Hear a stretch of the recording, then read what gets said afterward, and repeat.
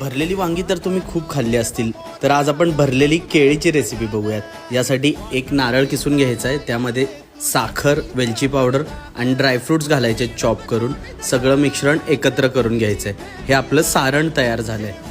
आता हे सारण केळ्यांमध्ये भरून घ्यायचं आहे। यासाठी पिकलेली केळी हवी आहेत। आपण केळ्यांना मधून असं कट करायचं आहे, नंतर त्याला क्रॉस सेक्शनमध्ये कट करायचं आहे। जसं वांगा आपण कट करतो भरायसाठी, त्याचप्रमाणे केळं कट करून त्यामध्ये हे सारण भरून घ्यायचं आहे आणि पॅक करायचं आहे त्याला।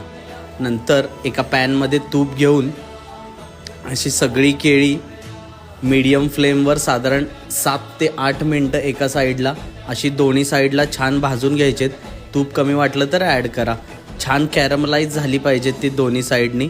कॅरमलाइज झाली तरच त्याची टेस्ट जबरदस्त लागणार आहे। नक्की ही रेसिपी ट्राय करून बघा आणि कशी वाटली ते कमेंट सेक्शनमध्ये सांगा।